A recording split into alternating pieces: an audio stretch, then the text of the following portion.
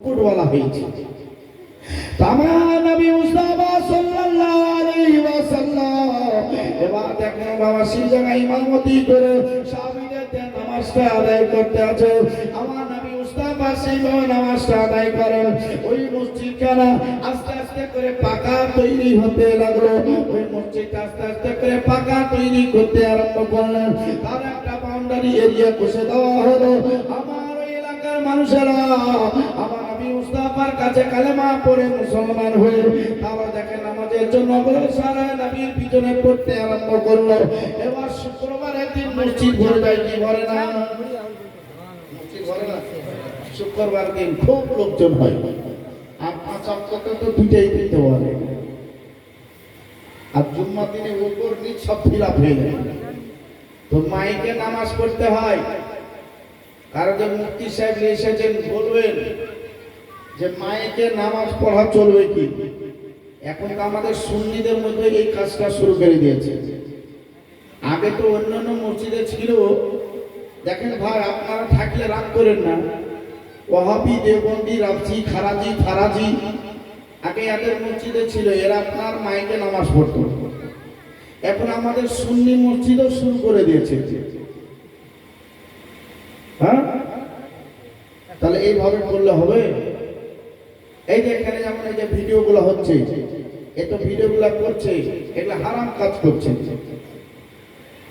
এর জন্য আমি দায়িত্ব নই। যে ভিডিও করবে, যে ছাড়বে, ও যদি মনে করে যে আমি গুনহার বোঝা মাথায় নিয়ে মৌলবীকে প্রচার করবো, তো তুমি করো না, তাতে আমার কোনো আপত্তি নাই। কথাটা বুঝছেন না?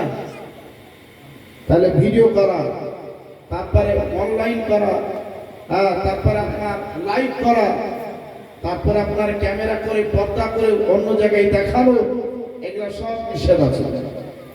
এখন আমাদের সুন্নি মসজিদও মাইক শুরু হয়ে গেছে। এরা আপনার মাইকে করেছে, খুতবা পড়ছে, খুতবা পড়ুক, অসুবিধা নাই। বক্তব্য রাখছে, বক্তব্য রাখুক, কোনো অসুবিধা নাই। কিন্তু নামাজের টাইমে মাইকটাকে নিজের বুকের কাছে লাগিয়ে দিয়ে ইমাম সাহেব ও সুলতানে চালাচ্ছে, কি করবে? যদি বেশি বাড়াবাড়ি করতে যাই, তাহলে ইমাম সাহেবকে বলবে যে তোমাকে থাকতে হবে না, তুমি চলে যাও, আর একটা ইমাম ব্যবস্থা করছি। ও দেখছে এখানটা ছেড়ে দেবো, ওখানটা ছেড়ে দেবো, তো ভাই আমার সংসার কি করে চালাবো? মিশগুলে পড়ে যাচ্ছে। তো যা হবে হবে, এখানেই পড়ে থাকি। অনেক এইরকম আলেমের দিন থাকছেন না? অনেকে থাকছেন, কারণ যেটা গ্রামের চাপে থাকছেন, কমিটির চাপে থাকছেন। ওই কমিটি তোমরা হাসরের দিন কি জবাব দিবা? তোমরা এখন থেকে প্রস্তুত হয়ে যাও, তৈরি হয়ে যাও। আমার নবীর যেটা পছন্দ নাই, সেটা তোমরা নিজে পছন্দ করে চালাইতে আছো, তাও আবার আল্লাহর ঘরে। ইদি কুদিকে হয়তো হয় আল্লাহর ঘরে, যেখানে ঢোল বাজা চলে না, যেখানে গান করা চলে না, যেখানে বাবাজিবারে বিনা ওজুতে বেশিক্ষণ থাকতে হয় না, শরীরকে পাক পবিত্র অবস্থায় উঠতে হয়, ভক্তি ভাইরা মসজিদকে স্মরণ করতে হয়, সেই জায়গাটা বলো আজকে তাদের ভয় আসছে না। লক্ষ্য রাখো, শুক্রবারের দিন একবার মসজিদটা পরিপূর্ণ হয়ে গেছে। আমার তাকিয়ে দেখছে তো হাইরে মানুষ, হাইরে মানুষ, জায়গা নাই, পিছনে কিছু দাঁড়িয়ে আছে। আমার নবী মুস্তাফা খানা আমার পরে সাহাবীরা বলতে আছেন, তোমরা সামনের দিকে একটু এগিয়ে আসো। আমার নবী মুস্তাফা বলতে আছেন, সামনের দিকে এগিয়ে আসো রে। ওই জায়গায় যারা নামাজ পড়ার জন্য এসেছিল, তারা আপনার বলতে আছে আমরা সামনের দিকে এগিয়ে চলে আসলাম।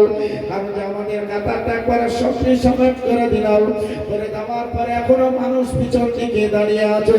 আমার নবী বলছেন, একবারে চাপা চাপি করে তোমরা ভিতরে ভিতরে ঢুকে যাও, একবারে কাঁধের সঙ্গে কাঁধটা একবারে জোর করে তোমরা মিলিয়ে নিয়ে নামাজ আদায় করার ব্যবস্থা করো। এইভাবে বলার পরে তাও দেখেন কিছু মানুষ সেই জায়গা করে দাঁড়িয়ে আছে। আমার নবী মুস্তাফা বলছেন, জুম্মার নামাজ কাজা হয়ে গেলে আর আদায় করা সম্ভব হয় না।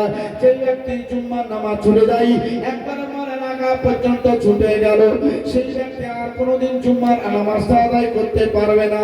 তার জন্য বলা হয়, মুসলমান, জুম্মার নামাজটা তোমরা কোনোদিন কাজা করিও না। বেশিরভাগই চেষ্টা করো আমি জুম্মার নামাজটা আদায় করব। আর মহিলারা, তোমাদের মসজিদে যাও যাওয়া চলবে না, কোন মহিলা মসজিদে নামাজ পড়তে আসবে না।